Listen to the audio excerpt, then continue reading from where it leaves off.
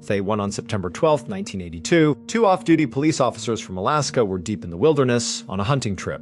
They were in a very remote section of the state, about 20 miles outside of Anchorage. Getting out to this area was no easy task. You either had to fly in on a small plane or take a boat up the river. Because of this, the only people who really ever came out here were serious, experienced hunters. The day had been long, and as the sun began to dip below the horizon, casting long shadows through the trees, the two men realized it was getting dark. They were still a long way from their camp, so they decided it was time to pack it in and start the trek back. The journey through the woods was difficult and slow, with thick underbrush and uneven ground. To make better time, they made their way down to the edge of the nearby Nick River. They stepped out onto a wide, exposed sandbar where the walking was much easier, and as they walked along the riverbank, one of them noticed something up ahead. At first, it just looked like a piece of trash, but as they got closer, they could see it was a boot, sticking straight up out of the sand. This was strange, but not unheard of. People sometimes lost gear out here. But as they got right up to it, a cold feeling settled over them. It wasn't just a boot.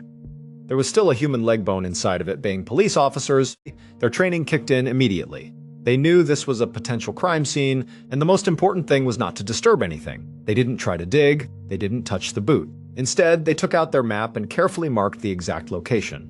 Then, they turned around, left the area exactly as they had found it, and made their way back to report what they had discovered. The very next day, a team of crime scene technicians was flown out to that remote sandbar on the Kinnick River.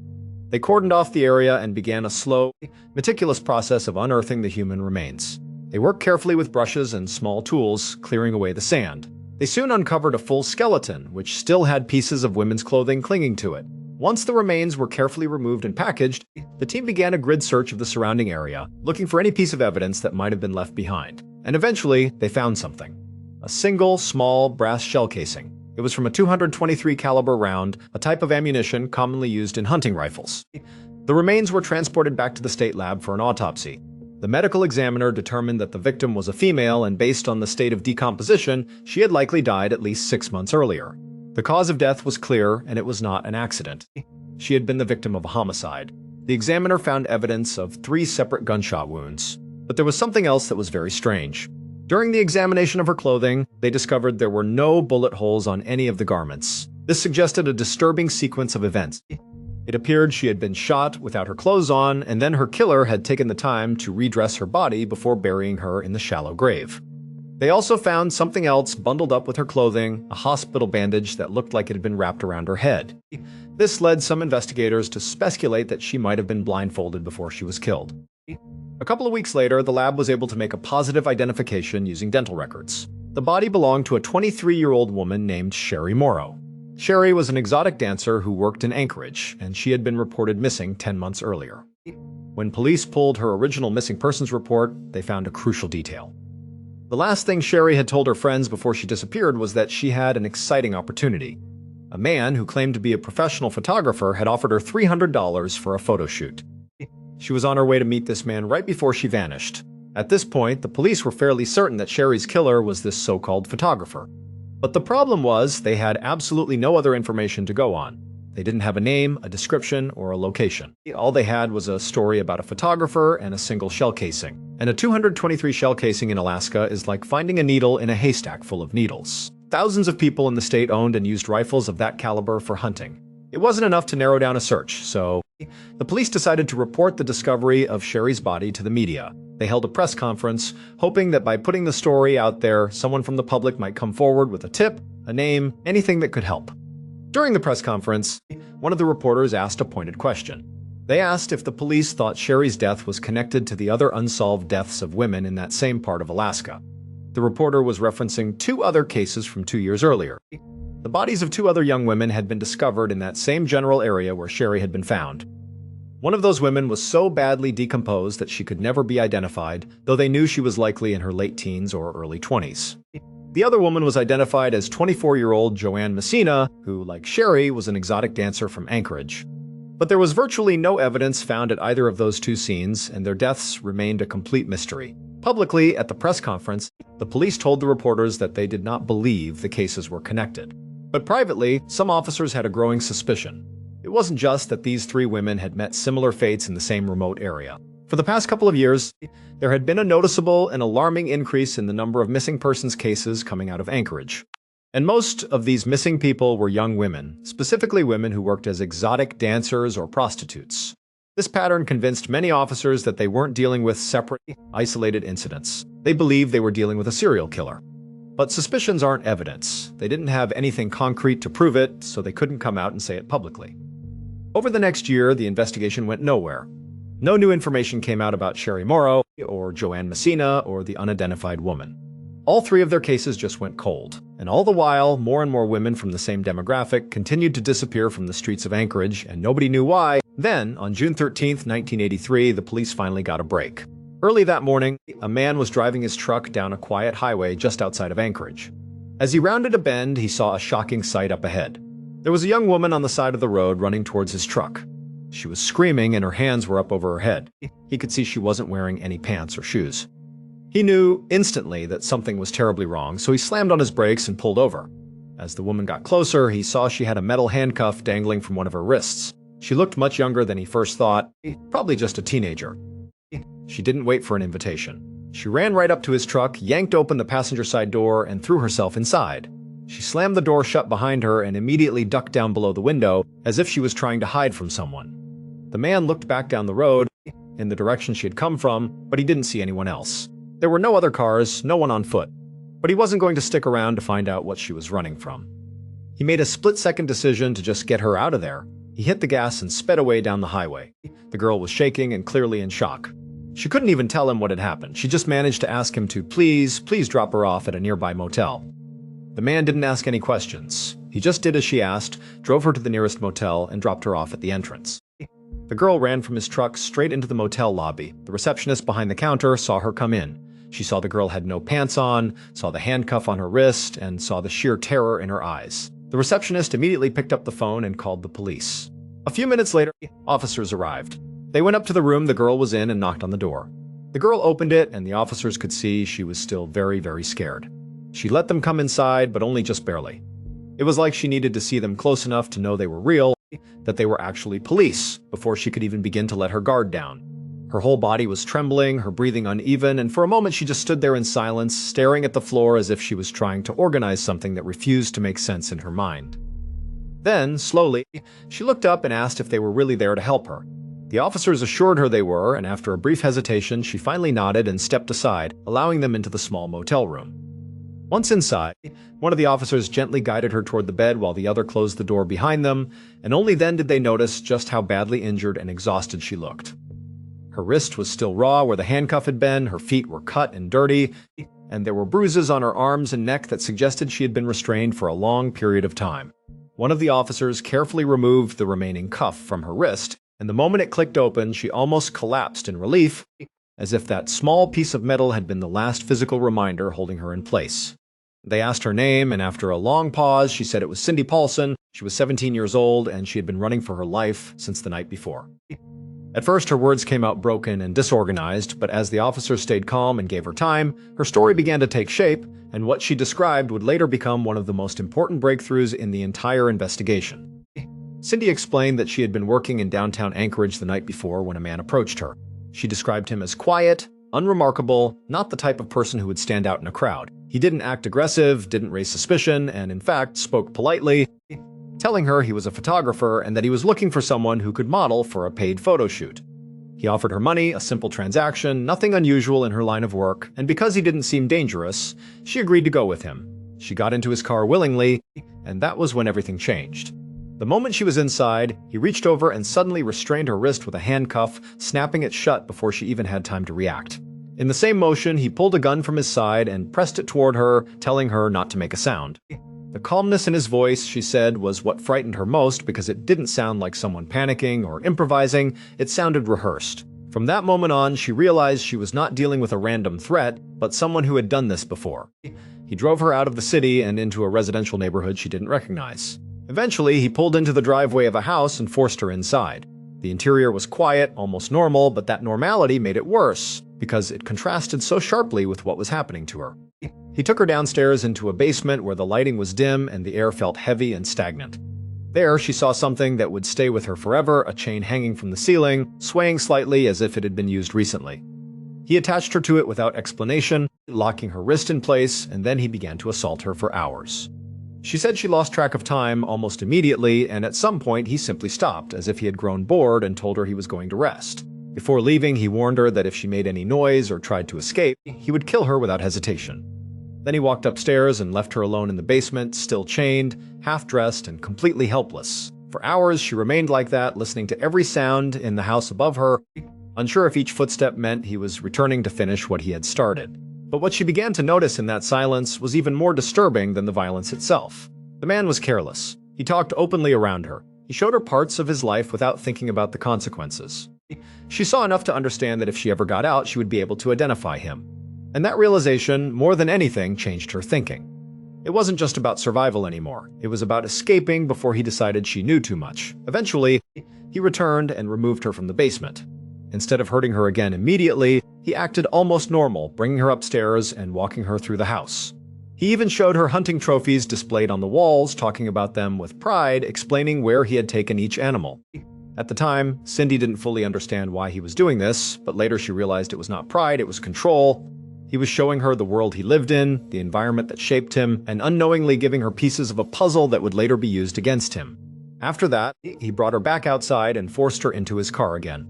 They drove for a while until they reached a small airstrip outside the city. There, she saw something that made her stomach drop.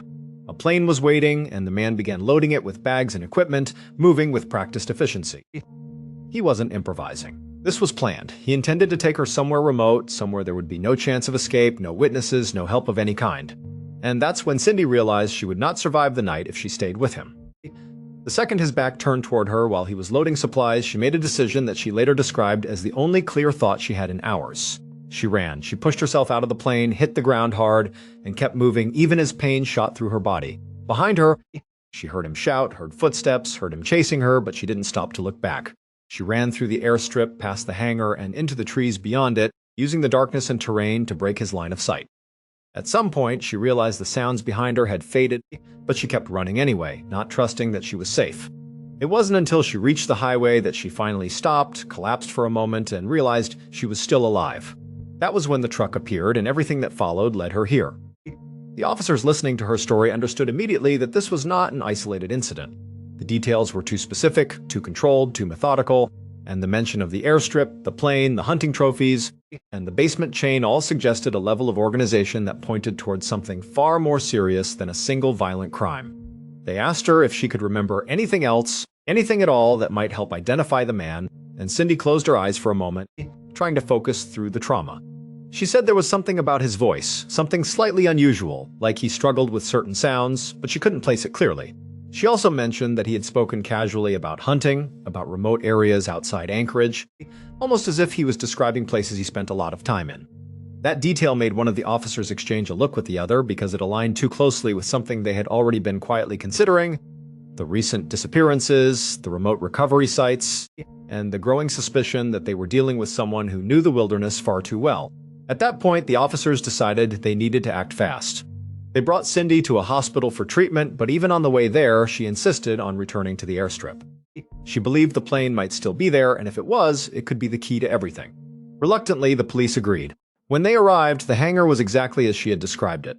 The plane was still parked inside, untouched. There was no sign of the man who owned it. Officers began documenting everything immediately, photographing the aircraft, noting serial numbers, and searching the area for any trace evidence. It was during this process that a security guard from the airfield approached them and mentioned something critical.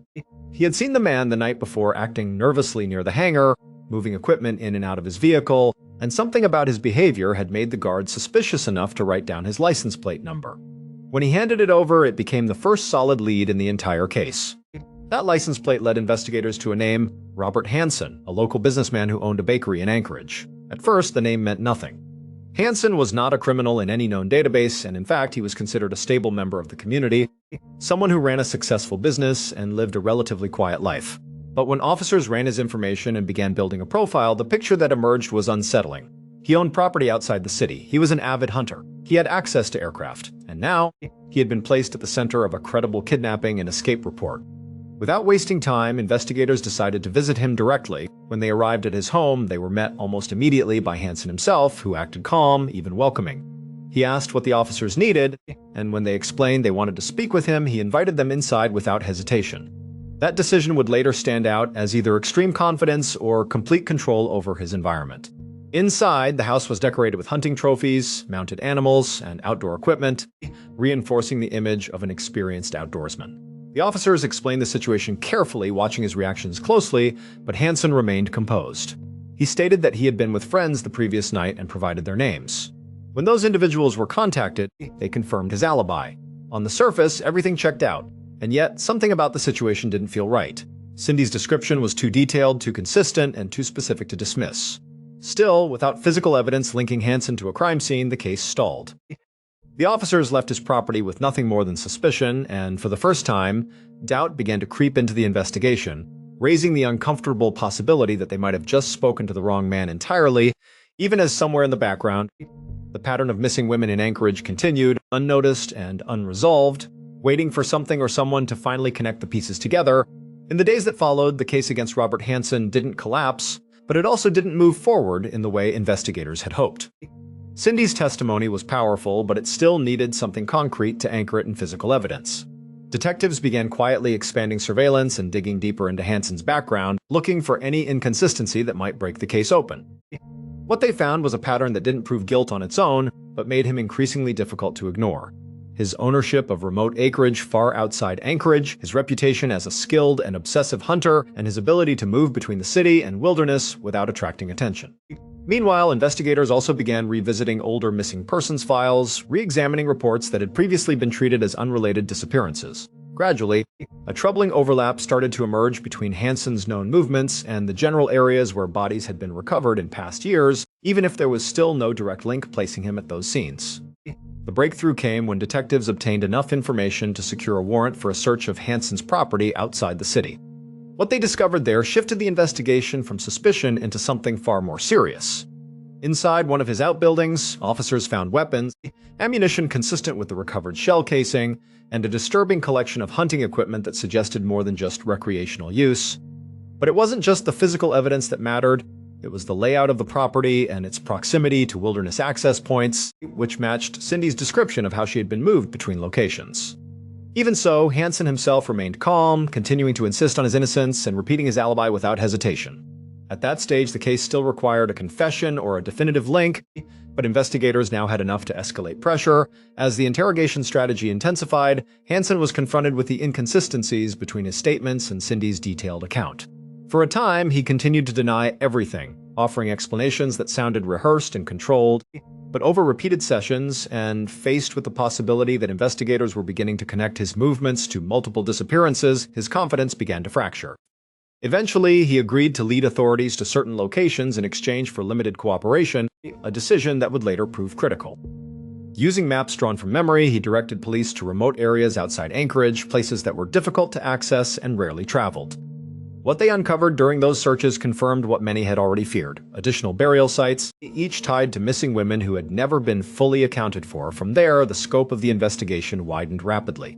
Hansen ultimately provided information about multiple victims, and while not all details were immediately verifiable, enough physical evidence was recovered to establish a consistent pattern of abductions spanning several years. The case that had once seemed like a single disappearance had now expanded into something far larger and more systematic than originally understood. For investigators, Cindy's escape was no longer just a breakthrough, it was the moment the entire structure began to collapse. Tab 1 before Herb Baumeister became a prolific and horrible serial killer, he was considered a pillar of his community in Indiana. To anyone looking in from the outside, he seemed to have it all. He was a doting father to his 3 children, a loving husband to his wife Julie, and a successful businessman who owned a chain of popular thrift stores called Save-A-Lot. His neighbors absolutely enjoyed spending time with him because he was high-energy, friendly, and threw these great, elaborate parties at his beautiful home. But what people did not know from outward appearances was that Herb was living a deeply fractured double life. Underneath the friendly exterior, he was struggling with severe mental illness. He had been diagnosed with schizophrenia at a young age, and he also harbored a deep, dark obsession with death and dying that he could never quite shake. Eventually, this morbid obsession would completely take over his life. Herb began visiting the local gay bars in downtown Indianapolis under an assumed name, searching for young men who were just living their ordinary lives. These were young men with big dreams, steady routines, and families who loved them. But once they crossed paths with Herb, they would vanish without a trace. Herb would lure them back to his massive, beautiful estate in Westfield, Indiana. which was known as Fox Hollow Farm. The estate sat on 18 acres of heavily wooded land, completely secluded from the main roads. It was the perfect place for a predator to hide. Over the course of several years, Herb would go on to end the lives of nearly 24 young men, and he would bury the majority of them right there in his own backyard. For a long time, the families of these missing young men were left in absolute agony. The police did not initially connect the disappearances, and the prevailing theories were that these men had simply run away, started new lives, or met with some sort of accidental tragedy elsewhere. But as the number of missing men grew, a dedicated investigator began to look for a pattern. They realized that many of these men had last been seen in the same area of Indianapolis, and some of them had been seen talking to a charismatic older man. Eventually, the clues began to point directly at Herb Baumeister. When the police tried to investigate Herb, his wife Julie initially refused to let them search Fox Hollow Farm, wanting to protect her husband and her family. But as the pressure mounted and their marriage began to crumble under the weight of financial stress, Julie finally agreed to let the investigators search the property while Herb was away. And what they found was beyond anyone's worst nightmares. Investigators began digging in the woods behind the house, and they immediately started uncovering human remains. When Herb realized that the police were searching his property and that his dark secrets were being exposed to the world, he panicked. He fled the state and drove all the way up to Ontario, Canada. While on the run, Herb parked his car at a quiet park called Pinery Provincial Park, walked down to the beach, and took his own life. But the problem was he left behind a suicide note that offered absolutely no closure. In the note, he wrote that the reason he was ending his life was because his thrift store business was failing and his marriage was falling apart. He did not confess to a single murder. He did not give the investigators any indication of how many people he had killed, who they were, or where their bodies were buried. He did not apologize to the families of his victims. He just took his own life, and that was that. Back at Fox Hollow Farm, forensic teams spent weeks meticulously searching the massive property. They ended up finding over 5,000 human bone fragments scattered and buried throughout the woods. Through painful, tedious DNA testing, they were able to identify a handful of the victims. But because the bones were so badly fragmented and damaged, investigators knew that they had only scratched the surface. They believed that there were still many more victims buried in the deep woods of Fox Hollow Farm that they might never be able to uncover. The property was eventually sold to an investor who gutted the entire mansion, hoping to erase the dark history and the remnants of what Herb had done there. Fast forward to 2006, over a decade after the horrific discoveries. A man named Rob Graves, his wife Vicky, and their 2 teenage sons were living a fast-paced, hectic life in the city. They were tired of the constant noise and the crowded neighborhoods, so they decided to look for a large piece of property in suburban Indiana where they could escape the stress and just enjoy some quiet family time. While browsing real estate listings in some of the nicer suburbs, they stumbled upon an absolute dream home. It was a huge, sprawling estate called Fox Hollow Farm. It had a gorgeous brick mansion, an indoor swimming pool, a massive attached apartment, and 18 acres of beautiful private woods. But the most shocking part was the price. The estate was selling for an unbelievably cheap price, far below what a mansion of that size should cost. Rob and Vicky were open-minded, but they knew that when something seems too good to be true, it usually is. Still, they decided to contact a real estate agent to set up a tour. The agent told them that the house was currently unoccupied and owned by an investor who was highly motivated to sell. When they arrived at the property, Rob and Vicky were absolutely stunned by how beautiful it was. As they walked through the grand hallways, admired the massive bedrooms, and stood by the luxurious indoor pool, Rob and Vicky kept whispering to each other, trying to figure out what was wrong with the place. Then, as they were walking through the estate, Rob started to have this sudden epiphany. He had lived in Indiana for a long time, and the name Fox Hollow Farm began to ring a distant bell in his mind. He remembered watching the news years ago, and suddenly the pieces fell into place. He stopped the real estate agent right in the middle of their tour. He looked at her and asked if this was the home of the notorious serial killer, Herb Baumeister. The real estate agent had been expecting this question. She sighed and admitted that yes, this was indeed the Baumeister estate. She explained that this was the sole reason the property had been sitting on the market for so long and why the price was so low. Even though the investor had completely gutted the residence and removed every single thing that belonged to Herb, local people were simply terrified of the place. They knew that Herb had murdered nearly 24 young men here, and they knew that the woods were still filled with the tragic history of those lost lives. The agent told Rob and Vicky that if they felt uncomfortable, they could leave right away. But Rob and Vicky looked at each other and began to talk it over. They realized that the crime had happened a long time ago, and the house itself had been completely renovated. It was a beautiful home, and it offered their family a life they could otherwise never afford. Ultimately, they decided to take a leap of faith. They bought Fox Hollow Farm, and a few weeks later, Rob, Vicky, and their 2 sons moved in. At first, life at Fox Hollow Farm was absolutely wonderful. The family loved the privacy, and the two teenage sons spent hours every single day swimming in the luxurious indoor pool. But because the boys were constantly running in and out of the house from the backyard to the pool area, they got into the habit of tracking dirt, leaves, and small pieces of gravel onto the concrete decks surrounding the pool. One afternoon, Vicky decided to clean up the pool area. She grabbed a heavy-duty vacuum cleaner, plugged the long power cord into an outlet on the wall, and began vacuuming up the gravel and dirt near the water. As she was working, the loud hum of the vacuum suddenly cut out, leaving the room dead silent. Vicky stopped and looked down at the vacuum. She figured that she must have walked too far and accidentally yanked the cord right out of the wall outlet. She walked over to the outlet, saw the cord lying on the floor, picked it up and plugged it back in. She walked back to her spot and started vacuuming again. But just a minute later, the vacuum cut out a second time. Vicky was surprised. She knew she hadn't walked far enough to stretch the cord, and she had specifically made sure not to pull on it. She turned around to look at the outlet, expecting to see the plug dangling right below it. But instead, the vacuum cord was lying on the ground a full foot away from the wall. It looked as though someone had physically grabbed the cord and yanked it out with considerable force. Vicky walked over, feeling a bit uneasy. She plugged the cord back in, but this time she grabbed it and gave it a few firm tugs to make sure the outlet wasn't loose. The connection was perfectly tight and secure. There was no way it could just slip out on its own. She went back to vacuuming, but now she was on edge. She decided to keep her eyes glued to the outlet over her shoulder while she worked, wanting to see exactly what was causing this to happen.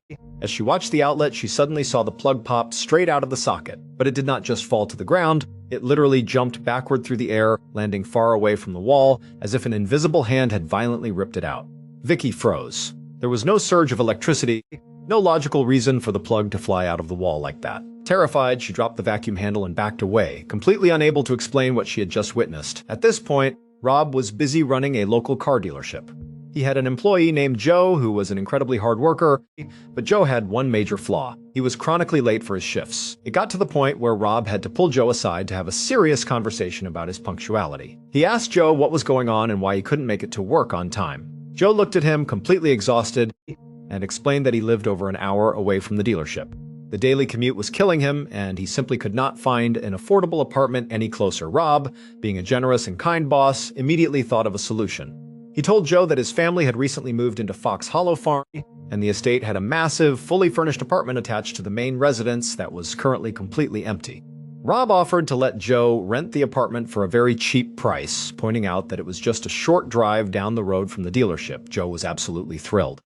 He thanked Rob repeatedly, and just a couple of days later, Rob helped Joe load up his belongings and move into the apartment. They spent the entire afternoon carrying heavy boxes and furniture up the stairs. By the time they finished, Joe was completely drained. He was living there with just his loyal dog, a large dog named Fred. Joe decided to bypass unpacking for the night, laid down on his new bed, and immediately fell into a deep, heavy sleep. But that night, Joe's peaceful sleep was shattered. He plunged into a vivid, terrifying nightmare.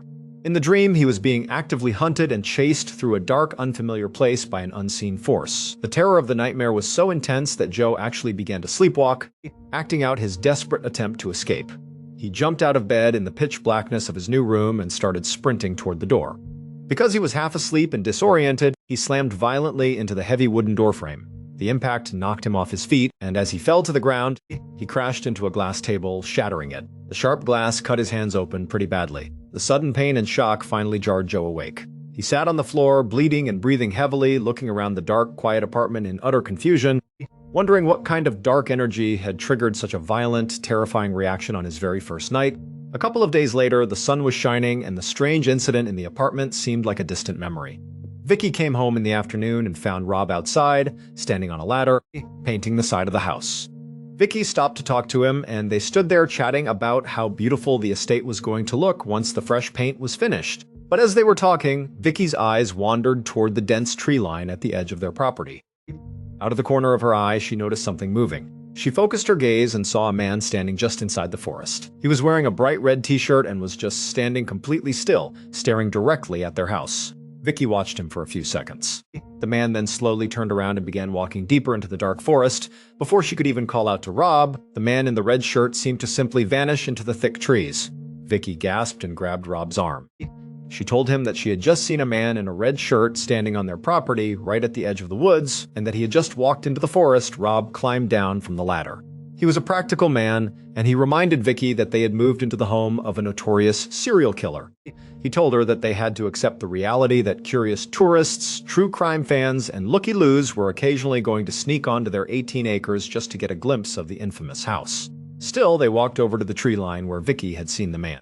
They looked deep into the woods and yelled out, asking if anyone was there. But there was only silence. No one answered, and there was no sign of anyone walking through the brush. Vicky was unsettled, but she tried to accept Rob's logical explanation that it was just a trespasser. Later that night, around 10 or 11 o'clock, Joe was in his apartment next door, standing at his kitchen sink doing some dishes. The apartment was quiet, with only the sound of running water filling the room. Suddenly, a loud, heavy knock echoed from his front door. Joe's hands were covered in soap and water. He turned off the faucet and yelled out, telling whoever was there to hold on just a second. He grabbed a towel and started drying his hands. But as he was doing that, the knocking became much louder and incredibly aggressive. It was a frantic, heavy pounding that shook the door. Joe yelled out again, telling them to hold on and that he was coming. He assumed it was Rob or Vicky coming over to tell him something important. The pounding was incessant, continuing right up until the moment Joe reached the door. He unlocked it and ripped it open, expecting to see a panicked face. But as the door swung open, Joe's heart dropped. There was absolutely nobody there. The knocking had been happening literally a split second before he opened the door, meaning anyone standing there would have had to run away instantly. But the porch was empty and the surrounding yard was completely silent. Joe was immediately on high alert. He thought maybe someone was playing a prank, hiding on the roof or crouching in the bushes. He stepped out onto the front steps, looking in every direction, but he heard absolutely nothing. The night air was perfectly still. Joe walked back inside, shut the door, and locked it securely. He was feeling incredibly nervous now. He turned around, and as he looked toward the hallway, he saw a shadow move. Out of the corner of his eye, he spotted the figure of a man in his bedroom, walking past the doorframe. Joe froze. Beside him, his dog Fred stood up, raised his hackles, and began to growl deeply, staring directly at the bedroom doorway. Joe's hands began to shake. He slowly walked toward the bedroom, reached his hand around the frame, and flipped on the lights. The room was completely empty. He checked under the bed and in the closet, but there was no one there. Joe was absolutely terrified. Unable to comprehend what was happening in his home, by this point, Joe had only been living in the apartment for about 3 weeks. He had developed a daily routine to help him unwind in the evenings. After dinner, he would take Fred for a long walk along the driveway. The driveway at Fox Hollow Farm was incredibly long, winding through the dark property, but it was well lit by lampposts. On this particular night, after the terrifying experience with the knocking and the shadow in his bedroom, Joe desperately wanted to clear his head. He decided to take Fred out for their usual walk. As he started down the driveway, he looked over at the main house, hoping to see the lights on. He figured that if Rob and Vicky were awake, he could go talk to them and find a way to rationalize the weird things he was experiencing. Maybe one of them had knocked on his door as a joke, or maybe there was a logical explanation. But as he looked at the main house, he saw that it was completely dark. Rob, Vicky, and the kids were fast asleep. Joe sighed and kept walking. But they hadn't gone very far when Fred suddenly stopped dead in his tracks. The dog's ears went up and he began to growl. Before Joe could stop him, Fred bolted off the paved driveway and sprinted directly into the pitch-black tree line. Joe gasped and looked up toward the woods where his dog was running. The light from one of the driveway lampposts illuminated the edge of the forest, and there, standing right at the tree line, was a man wearing a bright red t-shirt. His back was turned to Joe, and he was slowly walking away, disappearing into the dense, dark woods. Joe's heart began to hammer in his chest. This was the exact same man in the red shirt that Vicky had seen days earlier, and now his beloved dog was sprinting straight toward this mysterious figure. Joe was absolutely terrified, but he loved Fred too much to let him get hurt. He took a deep breath and ran into the dark woods after his dog. He pushed through the branches, stepping into the thick darkness. He only made it a few feet into the woods when he found Fred. But Fred was no longer barking or chasing anything. The big dog was sitting on the forest floor, completely cowed, shaking and looking back at Joe with pure terror in his eyes. Joe stopped. He felt a sudden freezing chill run down his spine. He began to slowly turn his head to look beside him. And there, standing just inches away from him in the dark, was the man in the red shirt. The man was staring directly at Joe with a blank, hollow expression. Joe let out a gasp of pure panic. He didn't say a word, didn't try to look closer. He just turned, grabbed Fred's collar, and sprinted out of the woods as fast as his legs could carry him. He didn't stop until he reached his apartment. He ran up the stairs, slammed the door shut, locked every single lock, closed all the blinds, and sat on the floor with his back against the wall, clutching his dog. For the rest of the night, Joe did not sleep a wink. He kept peering out the window, watching the dark yard, terrified that the man in the red shirt was going to come for him. He began to doubt his own sanity. He wondered if he was just hallucinating, or if his mind was playing tricks on him because he knew the dark history of the property. He didn't want to sound crazy, so he tried to convince himself that there was some logical explanation. But the next morning, Joe couldn't keep it to himself anymore. He walked over to the main house and sat down with Rob and Vicky. He told them everything that had happened the night before, starting from the violent knocking on his door to the shadow in his bedroom, and finally, the terrifying encounter with the man in the red shirt in the woods. As Joe was describing the man in the red shirt and the exact location of the encounter, Vicky's face went completely pale. She got incredibly emotional, tears welling up in her eyes. She pointed out the window to the exact same spot at the edge of the woods. She looked at Joe and whispered that she had seen the exact same man in the exact same red shirt in that very spot. This was not a hallucination. They were both seeing the exact same thing. That night, Joe was back in his apartment and he was completely on edge. The fear was starting to become overwhelming. He was constantly listening for any strange noises outside, and he completely skipped his evening walk with Fred. There was no way he was going back near those woods in the dark. As he sat in his quiet living room, the silence was suddenly shattered. The violent knocking returned. It was the heavy metal door knocker on the outside of his door being banged up and down with incredible aggressive force. Joe jumped up, his heart racing. He yelled out, asking who was at the door, but there was no response. The pounding only grew louder. Joe could actually see the thick wooden door shaking in its frame from the sheer force of the impact. Summoning all his courage, Joe walked up to the door. He peered out the peephole, but he saw absolutely nothing. Angry and terrified, he unlocked the door and ripped it open, determined to catch whoever was doing this, but the hallway was completely empty. Joe looked down at the door itself, and his jaw dropped. The heavy metal door knocker was standing completely perpendicular to the ground. It was sticking straight out in the air, defying gravity, as if an invisible hand was holding it up.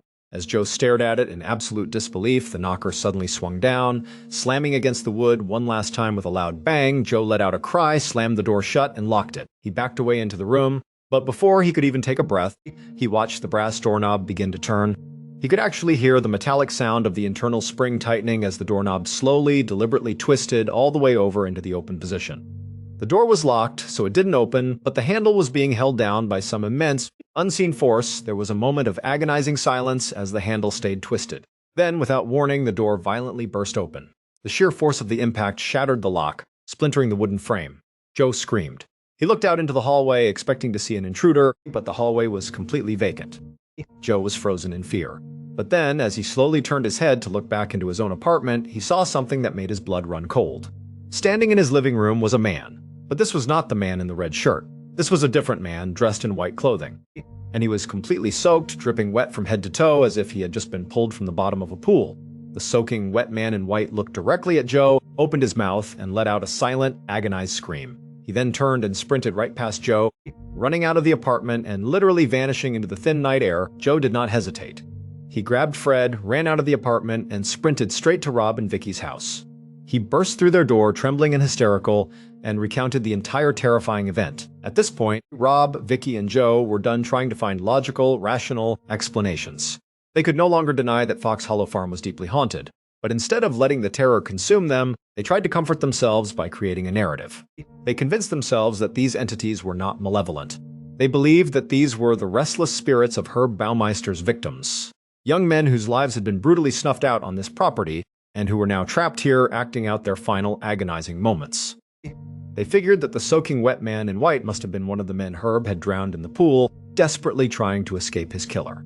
They felt a deep sense of empathy for these spirits. They decided that they wanted to learn more about them. That very night, the three of them sat around a computer and began deeply researching the Herb Baumeister case. They found articles, true crime databases, and photos of the young men who had gone missing in Indiana during the 90s. As they scrolled through the tragic faces of the victims, Joe suddenly gasped. He pointed at one of the photographs. He told Rob and Vicky that the man in the photo was the exact same man he had seen in his apartment, the soaking wet man in white who had run past him and vanished. This was the ultimate confirmation for them. They were absolutely convinced that they were living alongside the victims of a monster, and they felt a profound duty to help them, or at least to understand their pain. They continued their research and realized that there were still so many bodies that had never been found. The police had found thousands of bone fragments, but many families were still waiting for answers. The thought that there were still undiscovered victims buried in their backyard weighed heavily on their hearts. A few days later, the property was quiet. Joe decided to go for a walk in the woods behind the house. It was broad daylight, and he felt safe enough with Fred by his side. He walked down the same trail where Vicky and he had seen the man in the red shirt. As he was walking, looking down at the ground, he spotted something unusual lying on top of the fallen leaves right in the middle of the path. Joe walked closer and knelt down. His heart skipped a beat. Lying there in plain sight was a large, weathered human bone. It was a femur. Joe stared at it in disbelief. The police had spent weeks searching these woods with cadaver dogs and ground-penetrating radar. The idea that a massive human bone would just be lying right on top of a well-traveled trail, completely missed by the investigators, seemed absolutely impossible. Joe was convinced that this bone had not been there before. He believed that the spirit of the man in the red shirt had physically placed it there, leading him to the spot so that another victim could finally be found and identified. Rob immediately called the lead detective who had handled the original Baumeister case years ago. He told him that they had found a human femur on the property. The detective was shocked, but he agreed to come out to Fox Hollow Farm to collect the bone as evidence and to speak with the family. When the detective arrived, he walked the property with Rob and Vicky. They asked him to explain exactly where the tragedies had unfolded, wanting to understand the layout of the crimes. The detective took them to the indoor pool area. He explained that this was where the vast majority of the horrific murders had taken place. Herb would invite these young men back to his mansion under the guise of having a pool party. Once they got into the water, Herb would sneak up on them and strangle them to death. The detective also told them a detail that made their skin crawl. He explained that Herb was a deeply disturbed psychopath who had decorated the entire indoor pool area with fully dressed mannequins. He had placed them on lounge chairs and around the pool deck, wearing summer outfits, to make it look like a perpetual party was happening, even while he was committing his horrific crimes. A few days after the detective's visit, Joe was back in his apartment. He was sitting at his desk, working on his computer, trying to focus on his daily routine. Suddenly, a strange, metallic scraping sound echoed from the kitchen. Joe stood up and walked into the kitchen to investigate. He looked at his knife block on the counter and realized it was empty. He walked over to the sink and looked inside. Every single knife from the block had been pulled out. They were lined up neatly, perfectly arranged side by side at the bottom of the sink, with their blades pointing in the exact same direction. Joe knew he hadn't touched the knives. He felt a cold sweat break out on his forehead. He turned around to look at the wooden kitchen island behind him. And there, carved fresh into the side of the dark wood, were deep, jagged cut marks. It looked as though someone had violently hacked into the wood with a sharp blade, leaving fresh, raw wood shavings on the floor. Joe's mind raced. He wondered if this was a spirit trying to show him how they had been attacked, or if they were trying to communicate some hidden detail of their murder. He decided he needed to try to get some answers. Joe grabbed his iPhone, turned off his computer, turned off the television, and shut off the air conditioning. He wanted the apartment to be completely dead silent. He opened the voice memo app, hit record, and set the phone down on the counter. He took a deep breath, stepped back, and spoke into the empty room. He asked if there was anybody there with him. He waited for several seconds, but there was only silence. He then asked who was the person in the kitchen and why they were walking through his apartment. Again, there was no audible response. But as Joe stood there waiting, his dog Fred suddenly stood up. The dog's eyes were locked on a corner of the kitchen, and he began to growl deeply, backing away as if something was slowly moving toward them. Joe felt the hair on his arms stand up. He grabbed his phone, stopped the recording, and decided he had had enough for one day. He took his phone over to his computer, downloaded the audio file, and put on his headphones. He began to play the recording back, listening closely to the silence between his questions. He heard his own voice ask if there was anyone in the room. Then he heard the quiet pause, but right after he asked the question about who was walking in his kitchen, Joe heard something that made his heart stop. In the silence of the recording, where there should have been nothing but background static, there was a distinct, eerie, whispery voice. The voice on the recording clearly said, "The married one." Joe sat in absolute, stunned silence. He played the audio clip over and over again. The words were unmistakable. The entity on the recording had referred to itself, or the presence in the house, as the married one. Joe immediately began to think about all the research they had done on the victims of Herb Baumeister. He reviewed the files, the names, and the biographies of every single young man whose remains had been identified at Fox Hollow Farm. And then, the terrifying truth hit him. Every single one of Herb's victims was a young, single man. None of them had been married. The only man associated with the horrific history of Fox Hollow Farm who was married was none other than the serial killer himself, Herb Baumeister. At that moment, Joe had a horrifying revelation. The entities haunting Fox Hollow Farm were not just the tragic, innocent victims seeking peace. The dark, aggressive presence that was yanking cords, banging on doors, carving up the kitchen, and whispering on recordings was the spirit of Herb Baumeister himself, still lingering on the property where he had committed his unspeakable crimes, refusing to leave the place where he had ruled as a monster. The Graves family would continue to live at Fox Hollow Farm, forever marked by the chilling reality of its past. The tragic history of the estate, the lingering spirits of the young men who lost their dreams in the dark waters of the pool, and the haunting presence of the killer himself would remain etched into the very soil of the property, a a reminder of the darkness that once ruled Fox Hollow Farm. Thank you so much for watching. Let me know what you thought of today's episode in the comments. And remember, we have a whole playlist of true crime episodes ready for you to binge right now. Until next time. See ya. Fox Hollow Farm looked like a dream home until the new owners learned who once lived there. The victims were young men who vanished near Indianapolis, many last seen with a charming stranger named Herb Baumeister. His secret? Human remains were later found across his 18-acre estate. Years later, Joe moved into the property's apartment. Then came the strange details. A plug yanked by nothing, violent knocks at an empty door, a man in a red shirt vanishing into the woods, and a soaked figure in white. They thought the victims were haunting the farm, then Joe recorded a whisper. The married one. Twist, the victims were single. Herb was married. Was the killer still there? Watch the full story on our channel.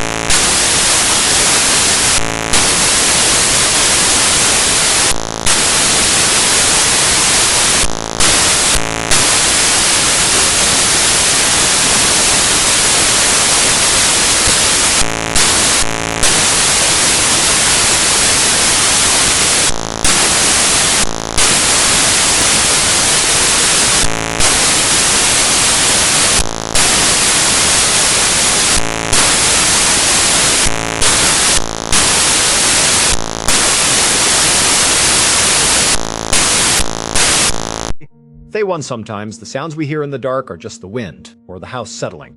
We tell ourselves it's nothing, roll over, and go back to sleep. But in some places, on some nights, the thing making that sound isn't the wind.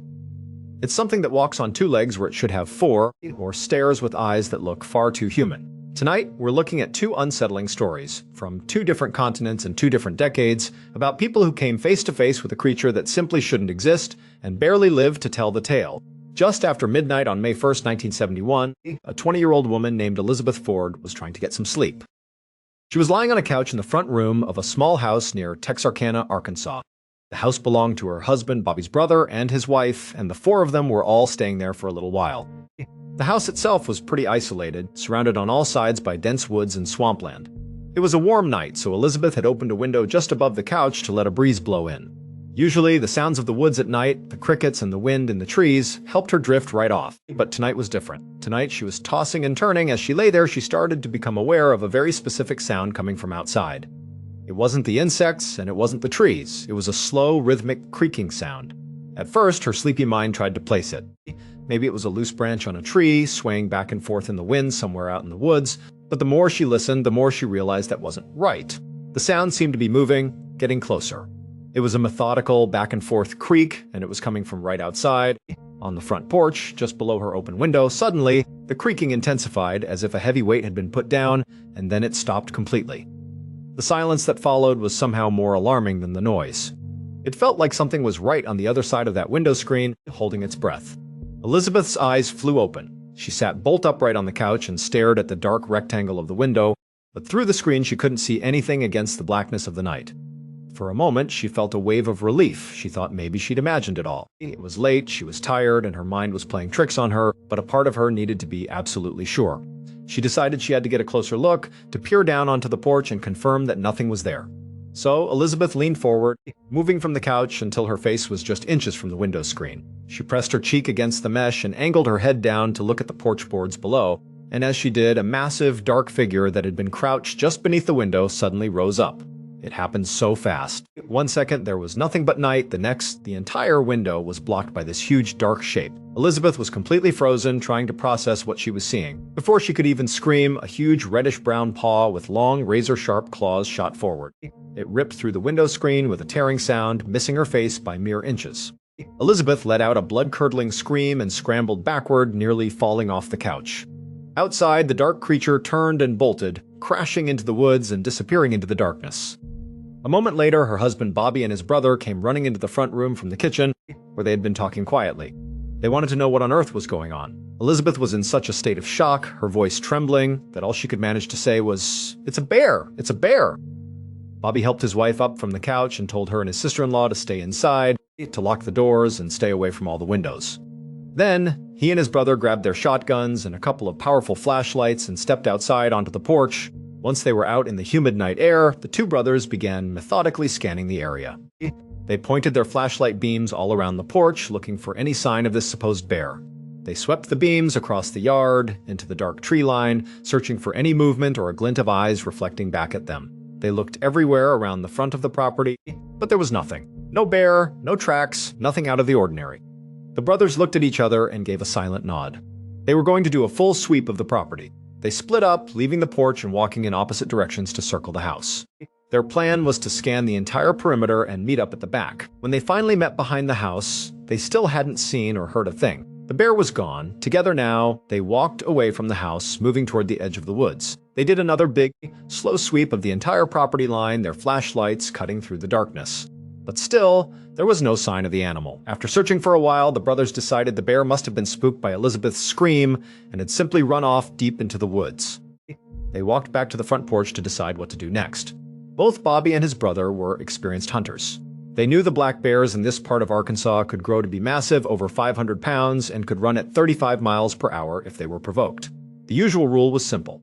You leave them alone and they'll leave you alone. But as they stood on the porch talking it over, they both agreed that this situation felt different. This wasn't a normal bear encounter. A wild bear doesn't typically walk up onto a person's porch, unprovoked, and then try to claw its way through a window at someone inside. This animal seemed aggressive, and that meant they couldn't just ignore it and hope it went away. For their family's safety, they felt they had to find it and deal with it.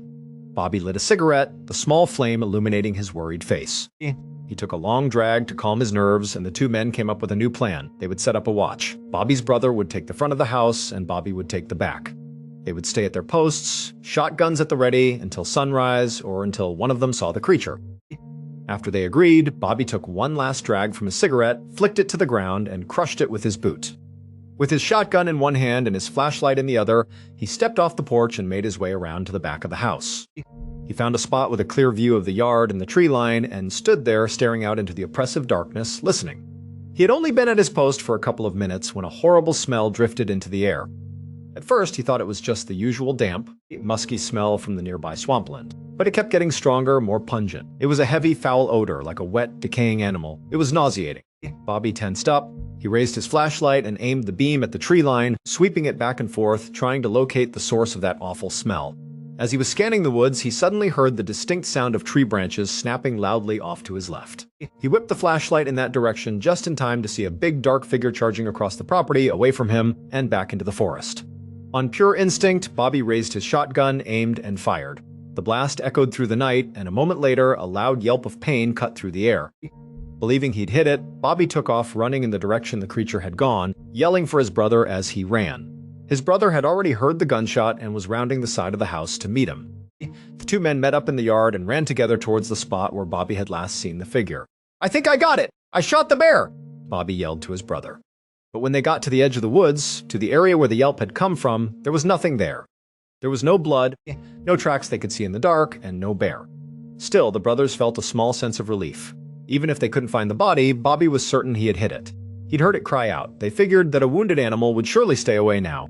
But just as they were thinking this, the sound of their wives screaming in terror erupted from inside the house. The men immediately turned and sprinted back towards the house. As they got closer, Bobby once again smelled that same horrible, rotten smell, but this time it was overwhelming. It was coming from the front porch. Bobby ran up the yard, and his foot hit the first porch step. From behind him, his brother screamed out, "Stop!" But it was too late. The women were screaming because the creature was on the porch. Bobby's brother had seen it, but Bobby hadn't. He was now way too close to it to get away. Before Bobby could even raise his shotgun, the thing attacked. He felt a horrific, burning, tearing sensation in his arm as claws dug into his flesh. He was thrown to the ground and he twisted wildly, trying to protect himself. He found himself pinned underneath the enormous creature. He was level with its chest, with its arms and legs on either side of him. That horrible, decaying smell was all he could breathe in. It was coming directly from the animal, but then, in the chaos, he saw an opening to his side. It was like a miracle. With a surge of adrenaline, he rolled and somehow managed to squirm out from under the massive creature. Bobby scrambled to his feet. He darted past the beast and slammed his body into the closed front door of the house. The door popped open and he fell inside. His wife rushed forward and slammed the door shut behind him, locking it. His brother was still outside on the porch, alone with the creature. But before anyone inside could process what to do next, they heard the deafening blast of his brother's shotgun going off right outside the door. Then there was a long, terrifying moment of absolute silence. Everyone inside was frozen, listening. A few seconds later, the doorknob turned slowly. The door opened and Bobby's brother walked inside, his face pale. Everyone was too shocked to speak. They all just stared at each other for a second, their hearts pounding. Finally, Bobby asked him, "Is the bear dead?" His brother, his voice trembling, looked at him and said no, and that wasn't a bear. As soon as the first light of dawn broke the next morning, Bobby's wife drove him to the hospital. He was treated for shock and for the deep gashes on his shoulder. When the police arrived at the house, they searched the property, hoping to find the creature, either dead or wounded from when Bobby's brother shot it at point-blank range. But it was gone. They did find something else, though. Something that made it clear that Bobby's brother was telling the truth. In the soft dirt surrounding the house, they found a set of bizarre tracks. There were footprints and handprints of a creature that seemed to walk on its hind legs. Each foot had 3 toes and each hand had 3 long, sharp claws. This physical evidence was unbelievable, but it perfectly matched what Bobby's brother said he saw on the porch. He told the police he had come face to face with a creature covered in reddish-brown hair that stood over 7 feet tall. He said that after he shot it, it took off running on 2 legs and it moved incredibly fast. But the most terrifying thing about it, according to him, were its eyes. He said they were blazing red. When news of the attack spread to the nearest town, a place called Fook, the local people knew exactly what the family had encountered. For nearly 200 years, people in that part of Arkansas had told stories about a huge, Sasquatch-like creature that roamed the forests and swamps. They said it was fast, elusive, and sometimes ate livestock and pets. They called it the Fook Monster, or sometimes the Boggy Creek Monster. But the encounter that Bobby Ford and his family had was unlike any other story that had been told before. While there had been old claims of the monster attacking people, no one had ever heard of it coming right up to a house, trying to break in, and terrorizing a family for an entire night. Bobby's ordeal would go on to inspire the 1972 horror movie The Legend of Boggy Creek. Over the years, some officials have suggested that maybe what the family encountered that night was just an unusually large and aggressive feral pig. But authorities have never been able to prove what that thing was. To this day, the case remains officially unexplained, and hikers and hunters near the swamps of southwest Arkansas still report strange run-ins with the legendary Fouquet monster. Half a world away and more than 4 decades later, another community would find itself living in fear of a creature that stalked the night. On the evening of August 1st, 2015, a 20-year-old man named Fraser Beloyi was walking alone down a main road. He was heading towards his village in the South African province of Limpopo. Fraser was on his way home from work, and he was anxious to get there. It was only about 7:30 p.m., a time when this road would normally be busy with people out and about, walking and chatting in the dusk. But tonight, the road was completely empty. There was nobody. In fact, for the last week and a half, this entire area of Limpopo had basically become a ghost town.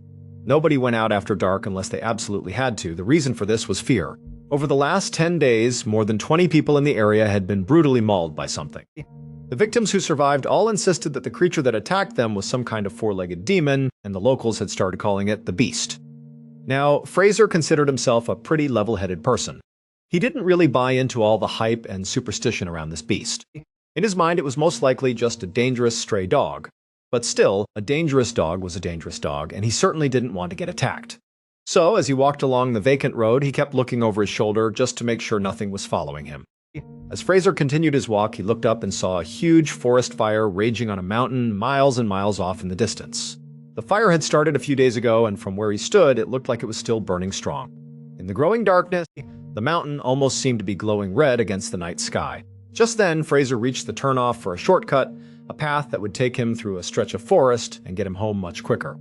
When he got to the trailhead, he stopped. He looked over his shoulder one last time, scanning the empty main road behind him. He was still all alone. He took a breath and stepped off the road, into the woods and under the dense tree canopy. The world immediately became much darker. As he walked, Fraser tried to distract himself. He thought about the chores his mother had probably left for him to do when he got home. He tried to think about anything other than the beast, but he'd only been on the path for about 300 feet when he heard a distinct rustling sound in the brush behind him. Fraser stopped dead in his tracks.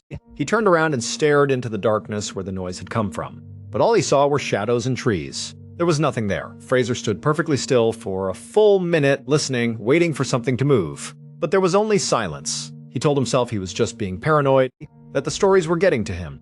Everything was fine. He turned back around and kept walking, but his walk quickly turned into a jog. He was getting close to the end of the path now. He could see the lights of his village just ahead through the last of the trees. He was almost out of the forest when he heard the noises behind him again. Except this time, in addition to the rustling, there was a new sound. It was a strange, wheezing sound like a very sick animal that was struggling to breathe. Now, Fraser knew he wasn't just being paranoid. Something was definitely out there, and it sounded like it was following him. Without slowing down, he risked a quick glance over his shoulder to see what it was. But again, all he saw was darkness and shadows. Nothing was visible. He turned his head back around to face his village, and just as he did, he heard a loud crashing sound right behind him. It sounded like a massive animal had just leaped out of the brush and landed on the path where he had been standing a second ago. A wave of pure terror washed over Fraser. He was too scared to even turn around and look. He just started sprinting, running as fast as he possibly could toward the village lights. All he could hear behind him were these loud, heavy, pounding footsteps as whatever this thing was gave chase, and it was gaining on him. As he ran, he could hear that awful wheezing sound again, getting closer. In his panicked mind, Fraser told himself it had to be a rabid dog. That would explain the strange breathing. But he knew deep down that didn't make sense. The footsteps behind him sounded too heavy. This thing was huge. This couldn't be just a rabid dog. Fraser just kept running and running, his lungs burning. Finally, he burst out of the trees and back into the open area of his village. At the exact same moment, the pounding footsteps behind him came to an abrupt stop. But Fraser didn't turn around. He was still too terrified. He just kept running for his front door. His house was right there in front of him. He reached the door, his hand outstretched to open it, and right as he was about to touch the handle, he felt a searing, unbelievable pain in his neck. This creature, whatever it was, had lunged forward and bitten down hard on the back of his neck. Fraser crumpled to the ground. He instinctively threw his arms up over his head to protect himself. Through a gap in his arms, he could see it. It was a massive black creature, and it was on top of him, its jaws now chewing on the lower half of his face. He was in so much shock that he couldn't even feel the pain anymore. He just started screaming for help, trying to push the heavy animal off of him, but he couldn't. Then, a second later, he saw a flash of metal. His mother and other villagers had heard his screams and had come running out of their houses. They were smashing the creature with shovels and anything else they could find. A moment later, Fraser was pulled away from the beast and dragged towards his house. The huge black creature backed off. It marched over to the edge of the tree line and just stopped. It turned and looked back at Fraser, his mother, and the neighbors who had saved him. As Fraser sat there on the ground in total shock, he could see the thing clearly for the first time. He knew, without a doubt, that this enormous dog-like creature was the beast that everyone had been talking about. And in that moment, Fraser realized that while this creature may have had the shape of a dog, it was absolutely not a dog. South Africa has wild dogs, jackals, and hyenas. But they are typically multicolored and much smaller than this thing. This creature was jet black, pitch black, and it was gigantic.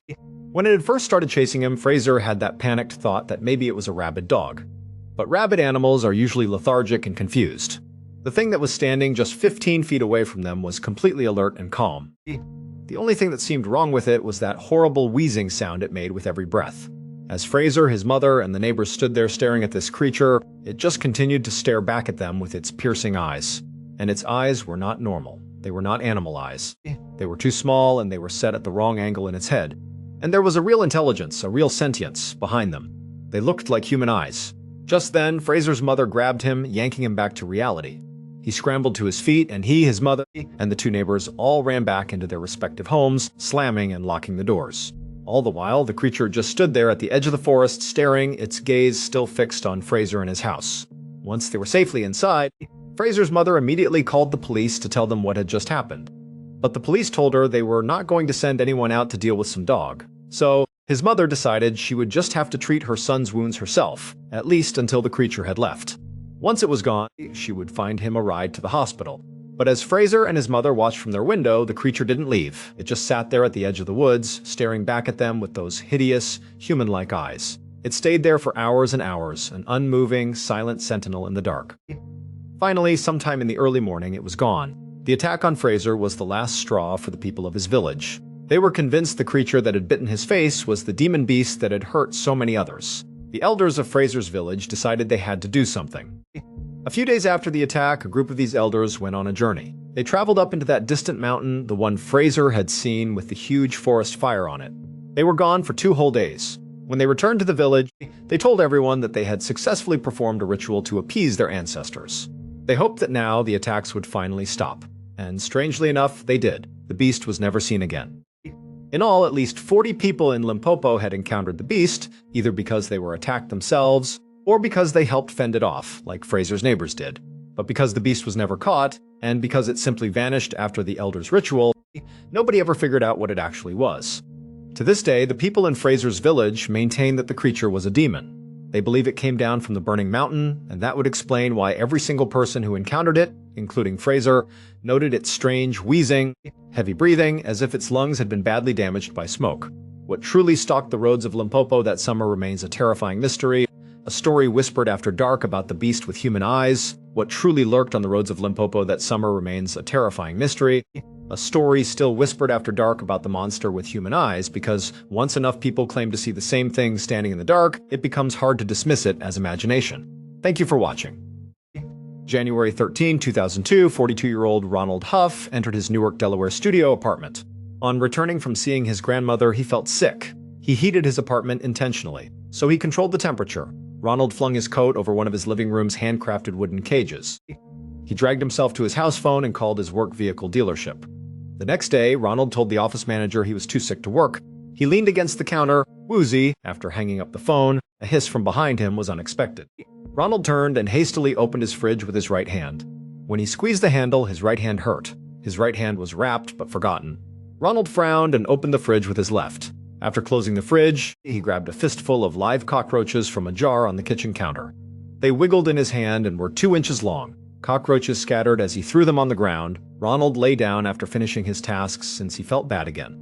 After crossing the kitchen to his bedroom, he felt like the world was spinning and could hardly stand. He stumbled and collapsed on his way to his bedroom. Ronald staggered right and touched his apartment door with his arm, grabbed it and tried to stand but failed. Despite spinning around and placing his back against the door to support himself, he felt weak and slouched to the ground, feet out in front of him. Slowly, he closed his eyes. Ronald passed out, listening to insects and chicken bones cracking. 3 days later, Ronald's neighbor heard police walkie-talkies in the corridor. Ronald found 2 officers and the building superintendent waiting at his door.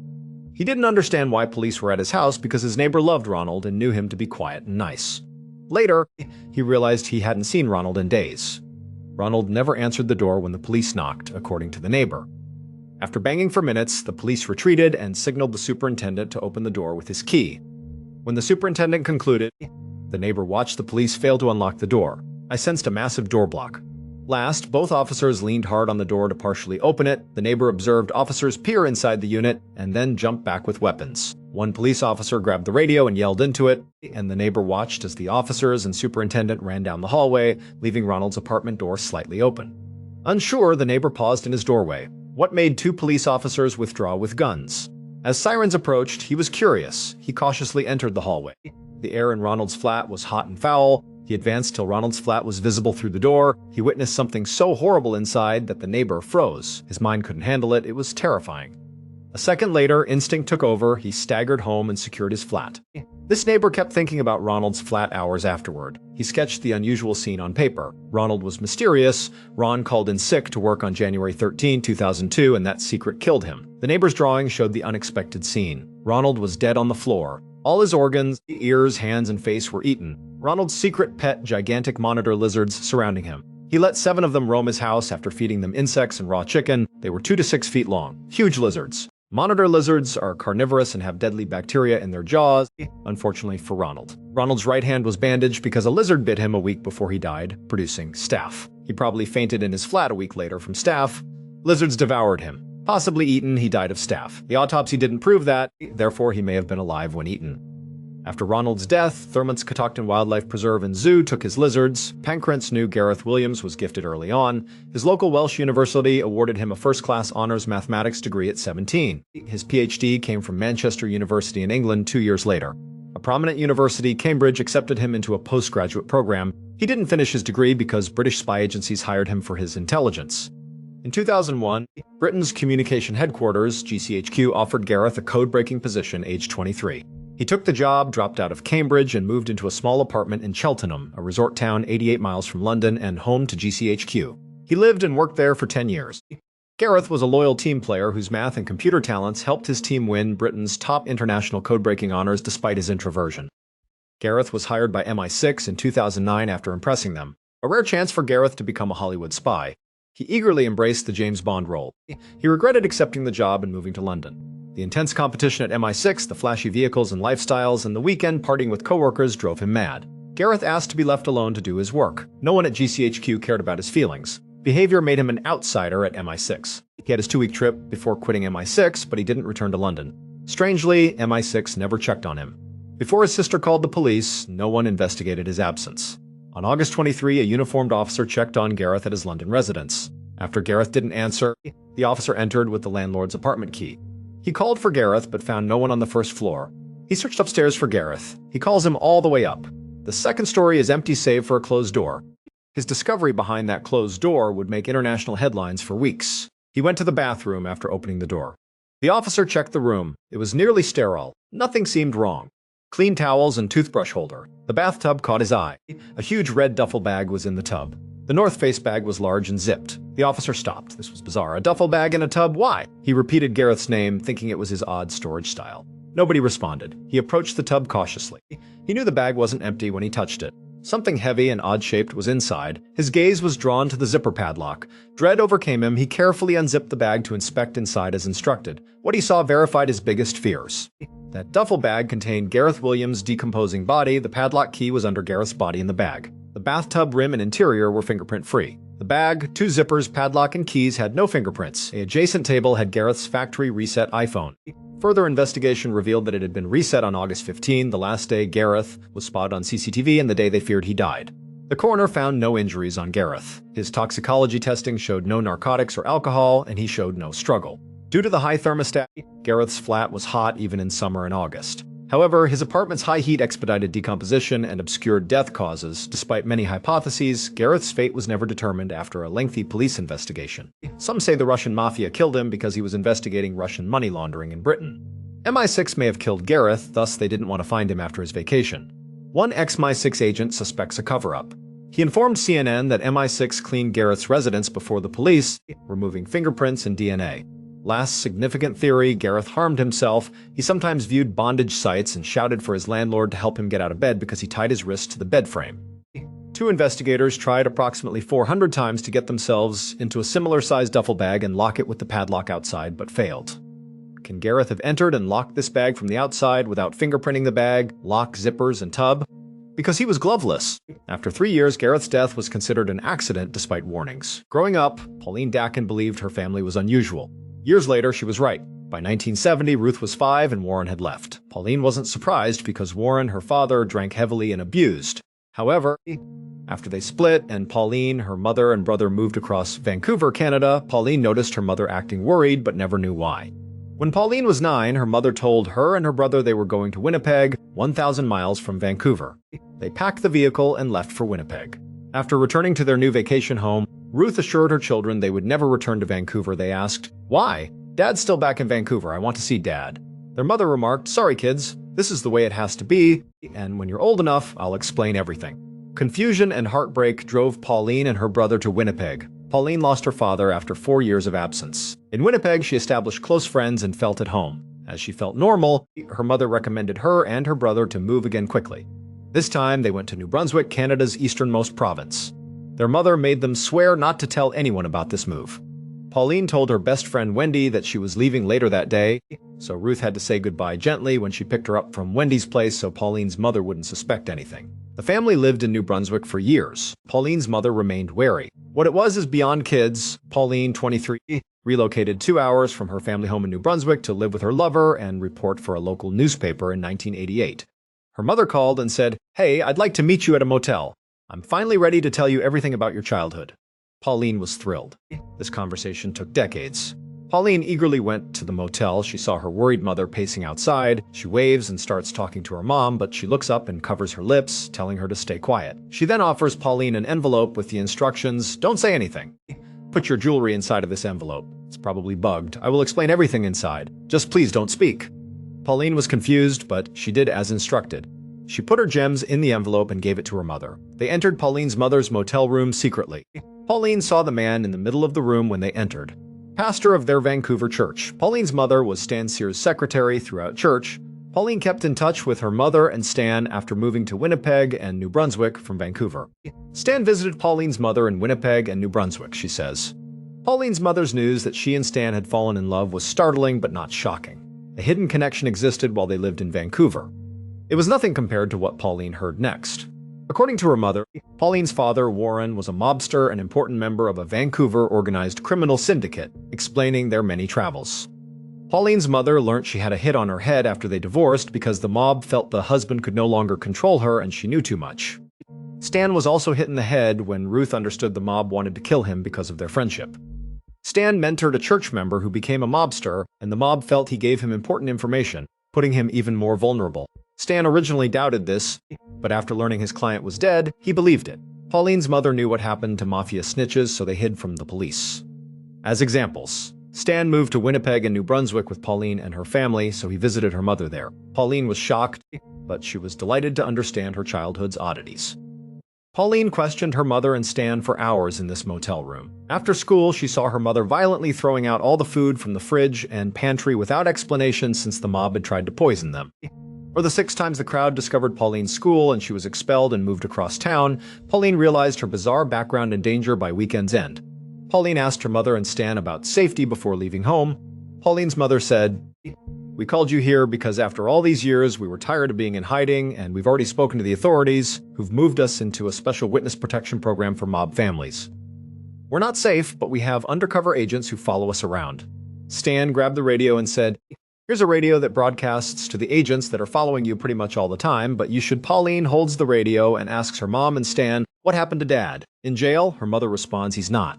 Now, Pauline has this radio and this letter, and she's looking at her mother and Stan, and she's overwhelmed, and her mother tells her, "Go home, think about what you want to do next. And if you want to join the Weird Protection Program and join the weird world with us, I'll be in touch." Pauline stops, Stan runs to the window, and he says, "Hey, I forgot to give you this." He holds up a magnetic GPS transponder, which she should hide under her car. If she's in danger, following agents can find her easier. Pauline thanks him, puts it under her car, and Stan heads back to the motel. Pauline went home to process this, knowing she was monitored, had a radio, and was safe. She planned to wait a few days before entering the Unusual Protection Program and Weird Universe. After a few days, her paranoia made her dump her boyfriend, quit her job, and move into a separate apartment. She called her mother and said, "I can't take it anymore," feeling completely unsafe. "I want to join the weird world." Her mother and Stan were thrilled at her decision, but they told her it wasn't easy and that many people were involved in her basically giving up her life. Pauline's mother assured her she would contact one of her agents when it was time for her to leave. Pauline married Kevin, her new boyfriend. Talking to him, Pauline began to mistrust the mafia story. Pauline called her mother and persuasively informed her, "My apartment was broken into. I suspect a mafia member. What happened, but what should I do? Should I call police? How should I proceed?"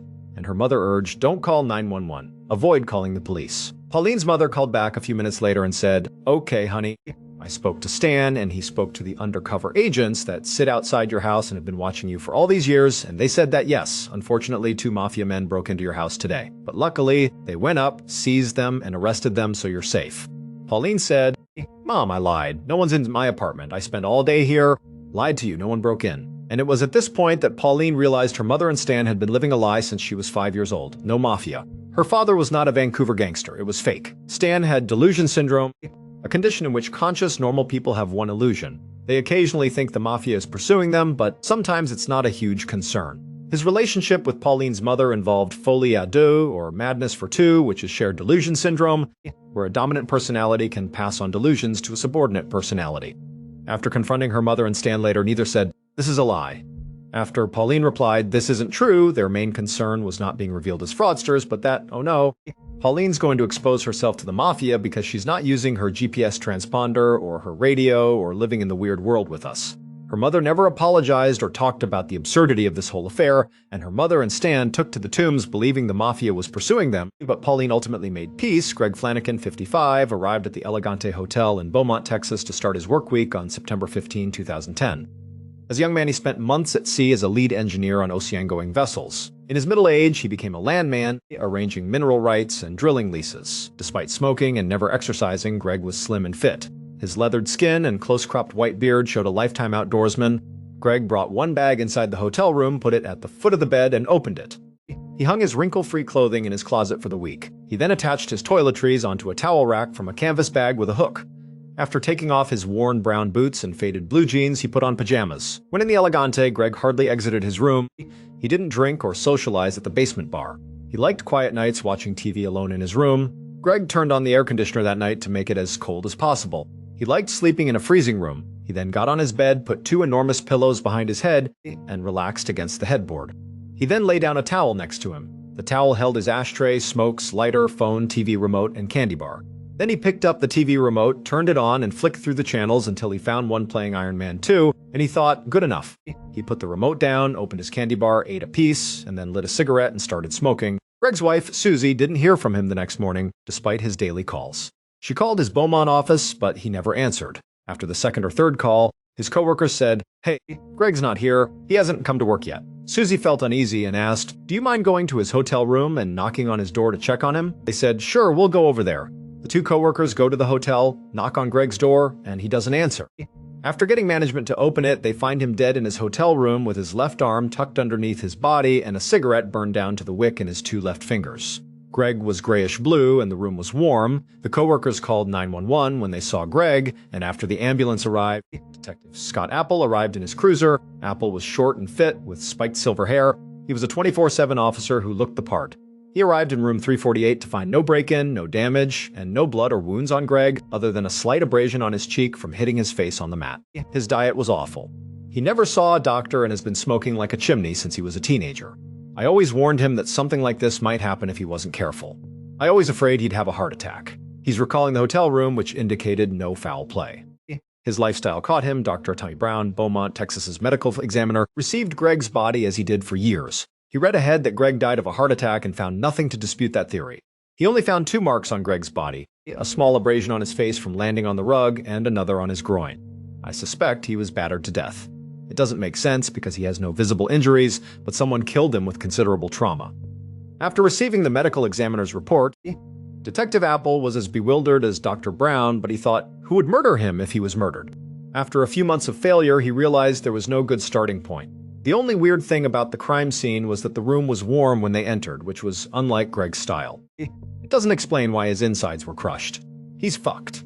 The first theory was that the criminal maintenance worker attacked Greg when he came to fix the breaker, but there was no evidence that he would do that, so it was quickly ruled out. The second theory was that Greg's room 349 neighbors were 2 electricians who were big partygoers and drinkers, so Detective Apple suggested that when Greg accidentally cut the power to their room, we heard him coughing after leaving the bar. We were in the pub that night. Who knows what happened to him? His lead, maintenance records, was dead, therefore this case went cold. Greg's wife, Susie, hired a private investigator after 7 months of no results. Her friend suggested she call Ken Brennan, a famous private investigator who solves difficult cases. Susie calls Ken Brennan on a whim, thinking he's busy with other cases due to his fame and TV appearance, but he answers. He asked, "Hey, how can I help you?" Susie was stunned. After she told him about her husband's death, Ken promised to help. Former Long Island policeman Ken became DEA agent. He had a thick New York City accent, tight t-shirts to show off his biceps, and a large gold chain. After accepting this work, Ken flew to Lafayette, Louisiana, where Susie lived. He asked her numerous harsh questions about their marriage, if she thought he was cheating, and whether he had a secret life after sitting down.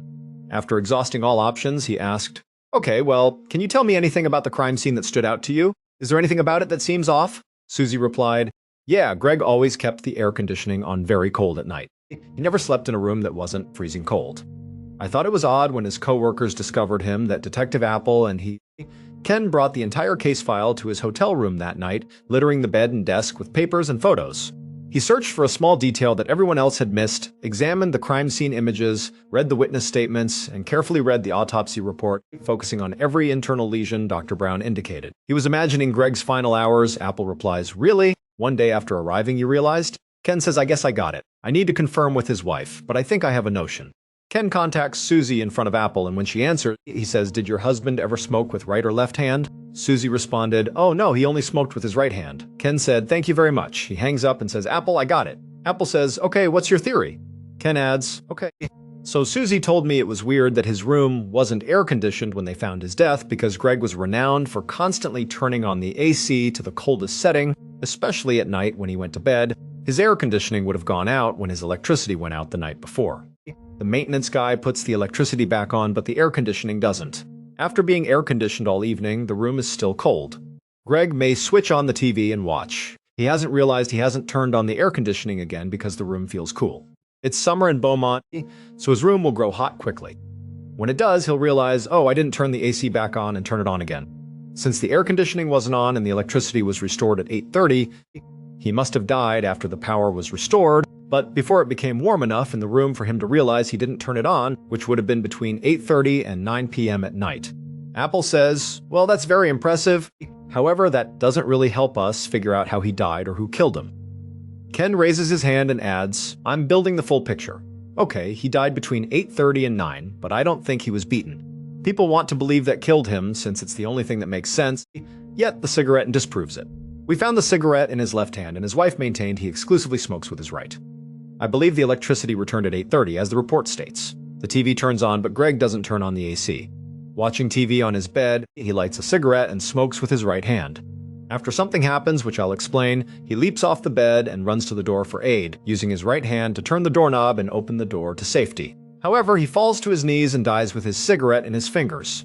Apple says, you know what, that seems reasonable, but what stress prompted him to spring from his bed, race to the door, and die? Ken says, I have a theory, but I need to be in the hotel room to prove it.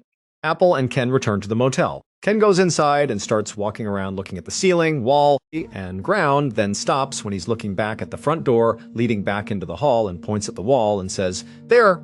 Apple looks at what he's pointing at and sees patchwork on the wall where the doorknob would hit when it swings open. Apple says that's just from the doorknob.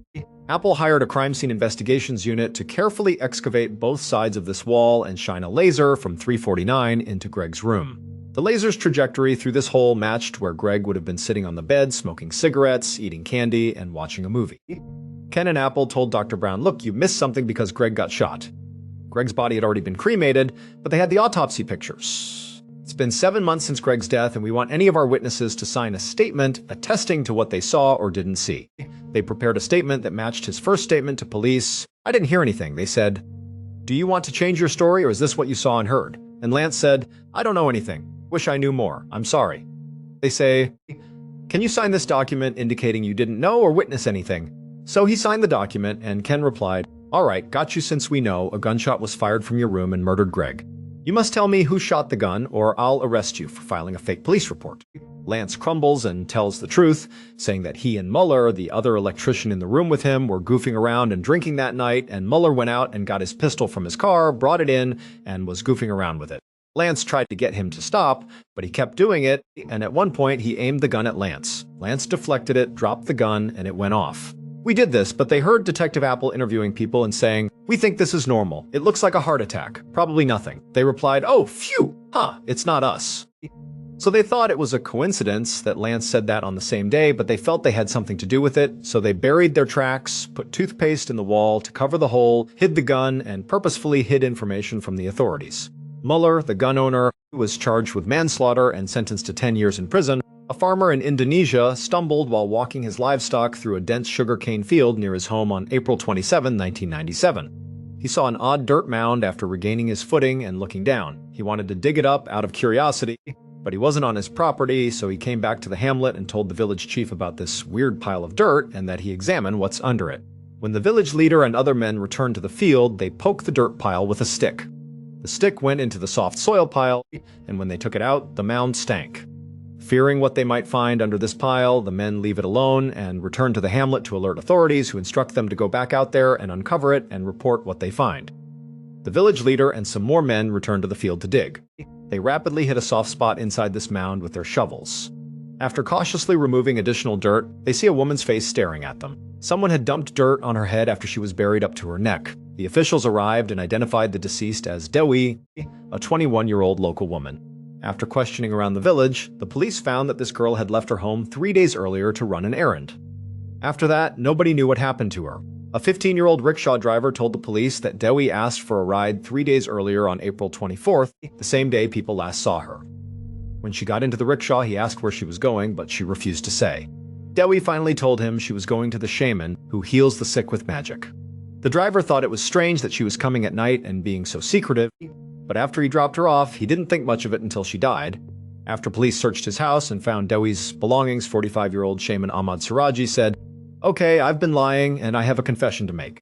He then nonchalantly told police that he had killed dozens of other women the same way and buried them in the sugarcane field. Siraji woke up without thinking this was an unusual dream. He believed he had communicated with his father's spirit and would follow instructions.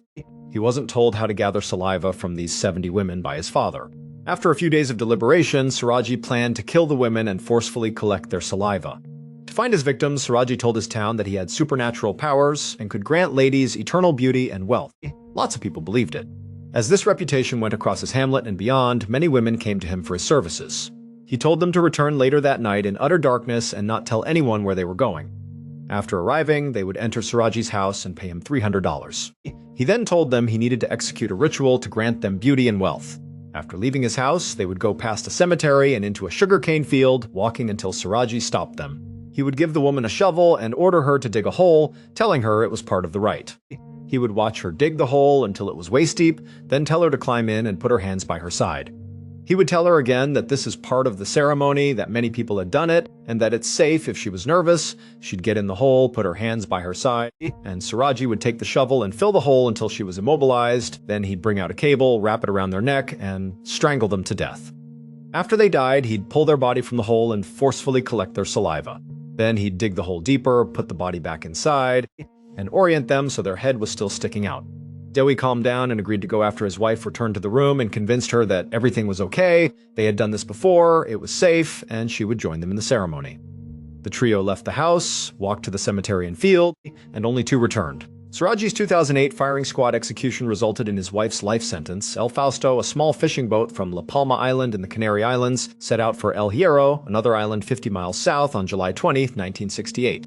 El Fausto has 3 skilled fishermen and sailors. They were brothers Ramon and Eliberto Hernandez and cousin Miguel Acosta. They visited El Hierro without incident, approximately 7 hours. They dropped agricultural explosives onto the island at the harbor in the early evening. After unloading, the 3 of them proceeded to have supper and relax before returning to the port and preparing to go. That evening, while the 3 guys are repacking their boat and making ready to leave, they observe a man racing down the pier, excitedly waving at them.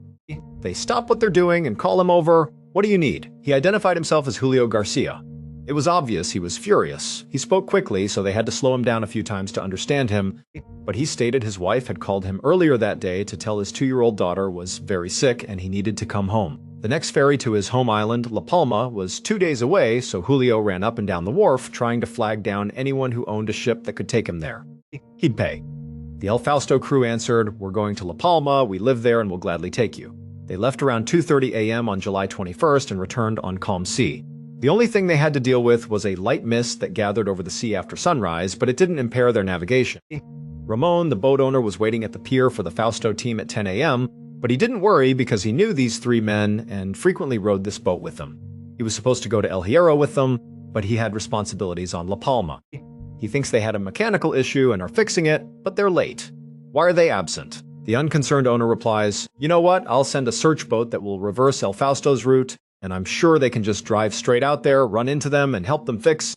So they radio the boat owner, "Look, we can't find them. What do you want us to do?" And he realized, what? If we can't find them on the path, something sinister may have happened. He informed officials, who launched a more serious search and rescue.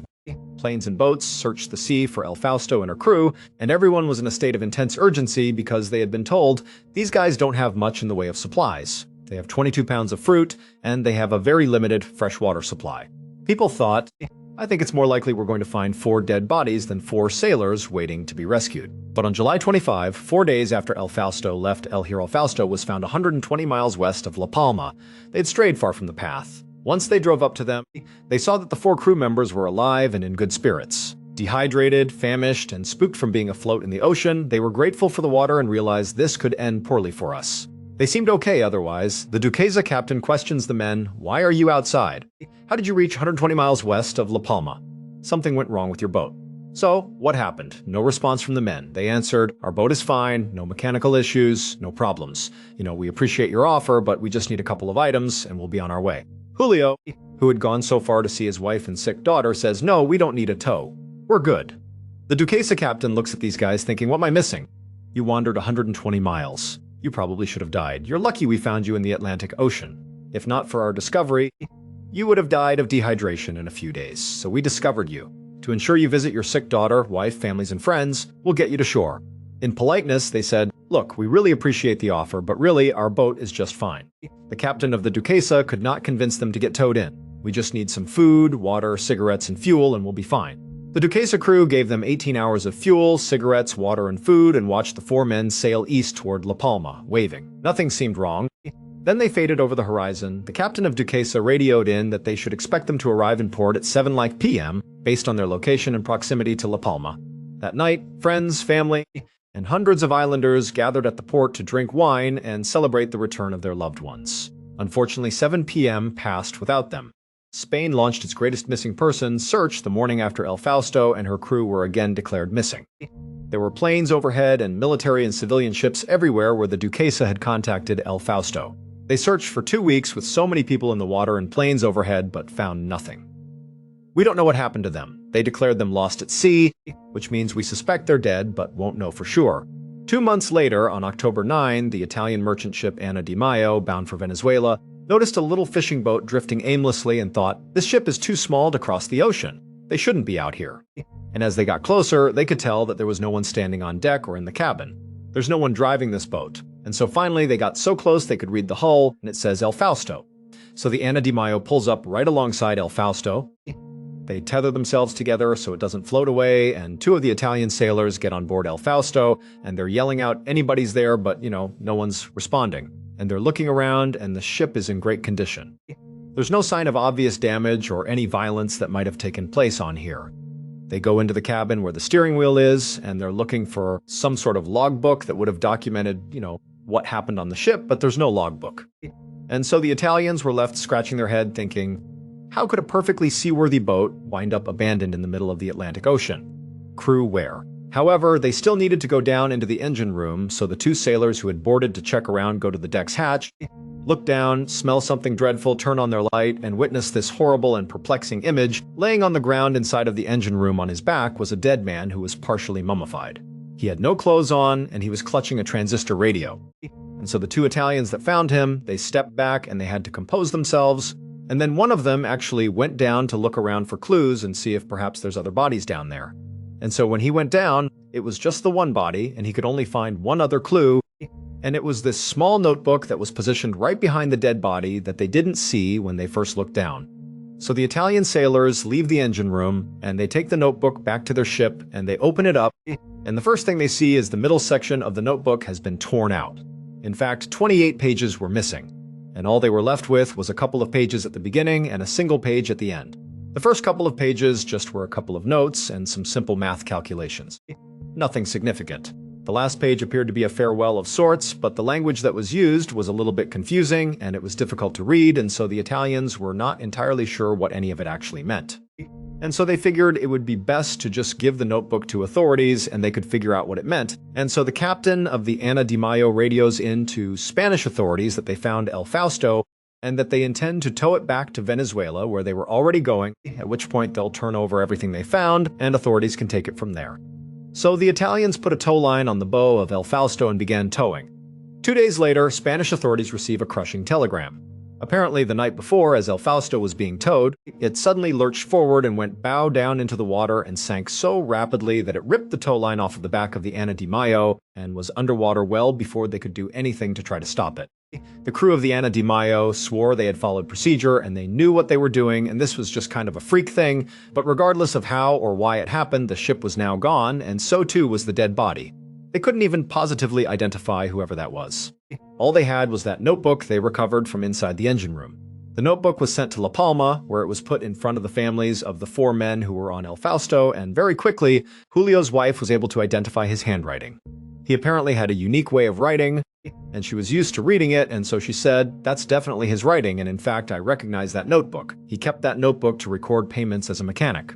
Julio was likely dead in the engine room. Julio's wife read the notebook and was able to decipher the last page, at least most of it. It begins with, here's how you access my insurance policy, and here are the different properties I own, and how you go about selling them. God wanted this outcome. Love you. He must have realized that whoever found his body and notepad would have many questions. He may have known that and written a description, but it was in those 28 pages in the center of the notebook that were removed. If so, who removed them and why? The El Fausto crew, where are they? Why did they assure Duquesa their ship was fine? Shouldn't they have taken the tow into shore to ensure their safety? In 50 years, so many questions remain unanswered. The most common theory is that the El Fausto crew suffered a series of tiny but accumulating setbacks that, along with panic, led to catastrophic decisions and their death. Others argue that this situation has too many anomalies and quirks to be caused by bad decision-making. Abduction, illegal trafficking gone bad, or seeing something they shouldn't have are all possible explanations. Unfortunately, until a major case break, no one will know what happened to these guys. At this point, they are hoping the missing 28 pages will explain what happened to El Fausto and her crew. Thanks for watching. Comment your thoughts about today's episode. Remember, you can binge a true crime playlist now. See you later.